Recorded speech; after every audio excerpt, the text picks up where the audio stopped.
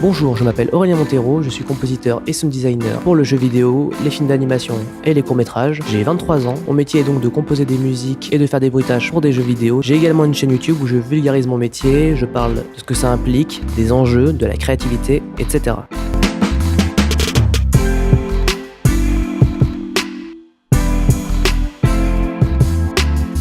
Salut à toi, bienvenue dans ce 4e épisode du Artpreneur. Donc je te retrouve avec Aurélien. Donc Bonjour. tu as 23 ans, Oui. Tu es compositeur et sound designer, donc C'est ça. À ton compte. Est-ce que toi aujourd'hui tu te considères comme un entrepreneur? Eh bien... Est-ce que tu peux raconter un peu ce que tu fais Ouais, alors en fait, je suis compositeur et sound designer pour les jeux vidéo principalement, mais je fais aussi du film d'animation, du court-métrage, etc. Donc pour différents supports. Ok. Et ça se rapproche, enfin c'est de l'entrepreneuriat parce qu'il faut aller démarcher les gens, il y a beaucoup de contacts humains, dans le sens où les gens de base ils te connaissent pas forcément, du coup il faut aller vers eux pour leur expliquer que ils ont besoin de toi, que ça peut leur apporter pas mal de choses au niveau de la direction sonore, etc. Que D'accord. c'est quelque chose qu'ils ne peuvent pas forcément faire d'eux-mêmes, ou alors une qualité vachement moindre par rapport à quelqu'un dont c'est le métier. Ok, ouais. Voilà.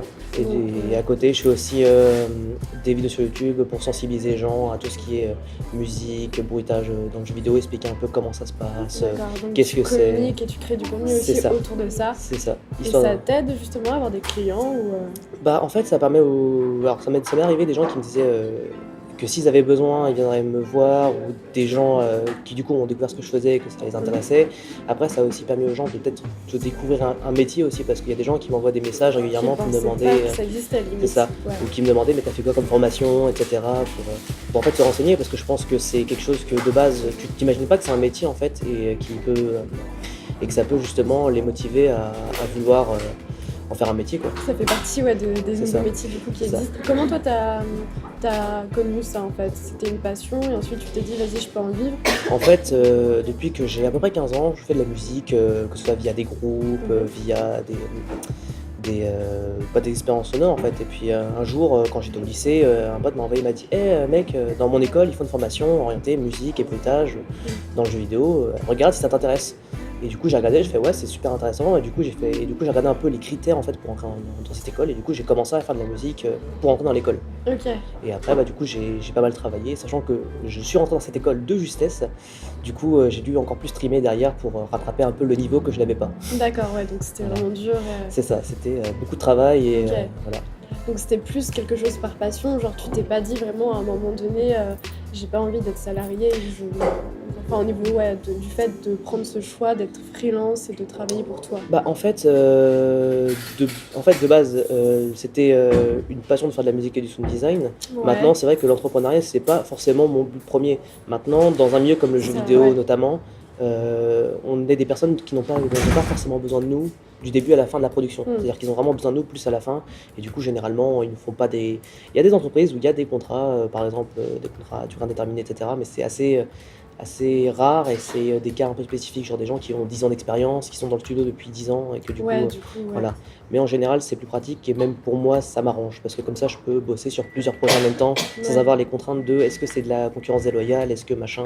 Ouais, faudra tu poser la t'organises et question. tu fais un peu ce que tu veux, c'est ça C'est ça. l'avantage. C'est l'avantage, c'est que je peux moduler un peu mon planning et différents projets en fonction des deadlines, en fonction de mon emploi du temps, etc. quoi. Ok. Est-ce que du coup, tu as eu certaines galères, enfin des moments où tu t'es dit un peu vas-y, je me sens mal, je doute de ce que je fais, est-ce que... Disons que les galères viennent surtout au début principalement quand tu te lances, Mhm. parce que du coup tu rentres dans un milieu qui n'avait déjà pas besoin de toi à la base. C'est-à-dire que de base le système fonctionnait très bien sans toi. Du coup il faut réussir Ouais. à s'imposer, à créer les contacts que tu n'as pas. Il faut pas mal bosser là-dessus. C'est pas forcément un truc naturel, dans le sens où tu peux être très bon dans ton domaine sans forcément être très bon en communication et réussir à te bien te vendre. Ça, c'est des compétences en fait que tu as appris au fur et à mesure en fait. C'est ça, Ok.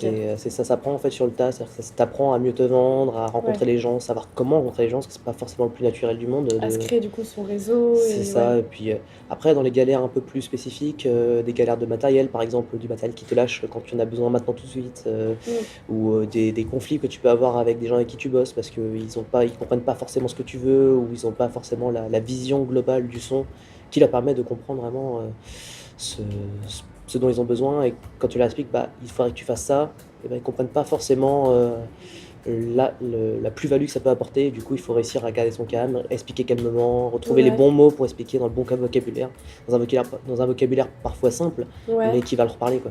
Donc ça, ouais, tu sentais que c'était difficile à amener. C'est ça, il faut réussir à vulgariser ce que tu fais pour mieux atteindre le public, en fait, et Mm. les clients. Tu te vois comment un peu dans 5 ans?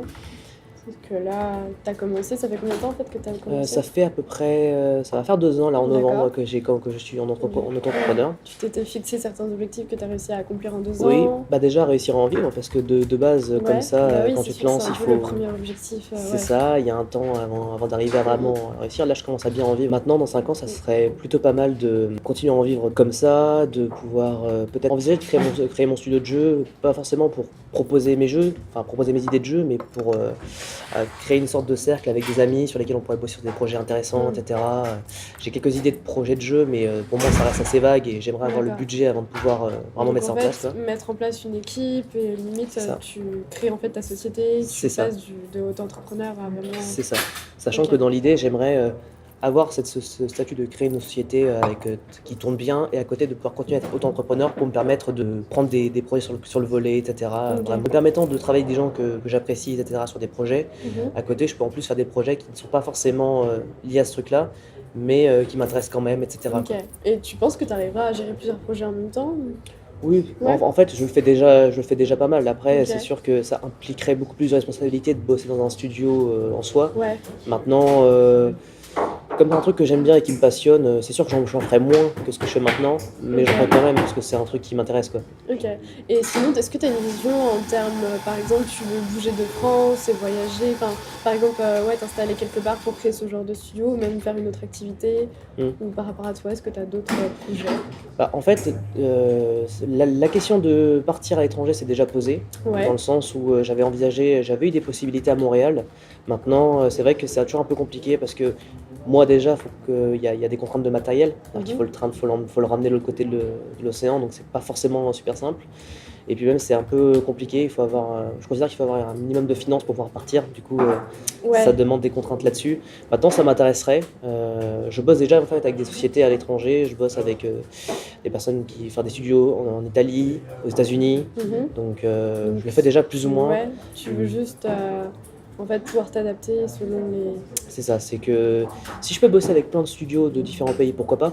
Mhm. Maintenant, c'est vrai que ce serait plutôt pas mal d'avoir une position fixe sur un endroit, devoir peut-être bouger à droite à gauche si c'est Ouais, nécessaire. plutôt faire Et des déplacements au voilà, lieu de vraiment... Ok. c'est ça. Parce que dans mon métier, en fait, il n'y a pas forcément besoin de se déplacer tout le temps pour être compétent.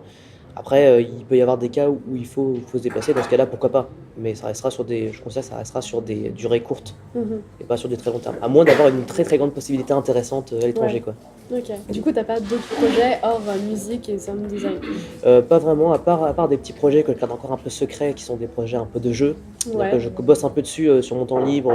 Je fais en fait la phase de pré-production, c'est-à-dire que je refais les recherches, je mets en place l'idée sur papier, je réfléchis aux différents détails, genre les noms des personnages, des trucs comme ça, Mhm. et je le mets de côté. Et quand je considérais que c'est le bon moment pour balancer le truc, je tenterai, je ferai sûrement un Kickstarter ou un Ulule pour Hmm. financer le projet. Ouais, c'est une bonne idée. Et la dernière question que je voulais te poser, Mhm. c'est connaître un peu ton avis sur notre génération des millennials. Mhm. Qu'est-ce que tu en penses de ces jeunes qui commencent à entreprendre, ou même, tu vois, genre, tu l'as fait, toi-même tu crées ton truc, et Mhm. je pense que tu dois connaître également d'autres personnes qui font la même chose et qui Oui. sont assez jeunes, et voilà. Bah, disons que je trouve ça intéressant parce que ça sort un peu du contexte du cliché du salarié, devoir forcément trouver un CDD, un CDI on peut, à une époque comme la nôtre, on peut créer notre projet à partir de rien en fait et juste d'une idée. Et ça, on voit très bien, il y a des idées auxquelles tu n'aurais pas forcément pensé qui émergent d'un seul coup et que ça marche très bien. Mhm. Ça, c'est super intéressant. C'est surtout et en plus dû au fait qu'on est dans une génération qui a baigné dans l'internet depuis tout petit, très ouvert vers le multiculturalisme, des choses comme ça, très dans le contact et dans la communication alors qu'on a des milliers de kilomètres, quoi. Mhm. Et du coup, ça permet de voir des projets émerger qu'on n'aurait peut-être pas pu voir si les gens n'avaient pas pu communiquer autant qu'on peut maintenant. Donc ça, c'est super intéressant. Et en plus, ça permet de créer une sorte d'émulsion entre les personnes qui créent leur propre projet, quoi. Ouais, c'est ça.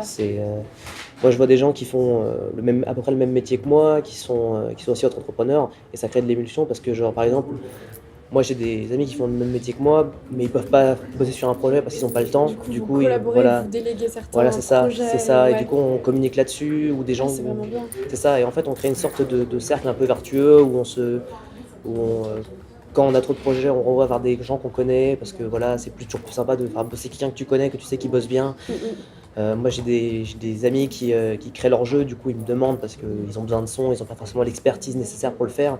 Ouais. Du coup voilà, et ça permet vraiment un peu de créer cette sorte de microcosme qui se met en place au fur et à mesure, et ça c'est super intéressant. Ok. Bah, c'est tout du coup. Mm. Tu voulais rajouter quelque chose d'autre? Est-ce que tu aurais certains conseils à partager, à donner? Je sais pas, une expérience, une anecdote? Je dirais surtout que faut pas hésiter à se lancer même si on pense que c'est compliqué, parce que moi je suis parti vraiment de rien, je suis un peu l'exemple typique du mec qui a pas forcément fait les études, le travail nécessaire avant, et qui arrivait un peu sur le tard, et qui en travaillant beaucoup en fait a réussi à faire ce qu'il voulait faire et à rattraper à peu près le niveau des autres personnes. Ok. C'est, je- Pour toi, c'est vraiment le travail. Le travail c'est paye. ça. Si tu travailles, si tu es motivé, tu peux y arriver. En fait, c'est juste une question de motivation, de patience et de Ouais, travail. d'accord. Si tu te donnes à fond, il n'y a pas de raison que ça marche pas.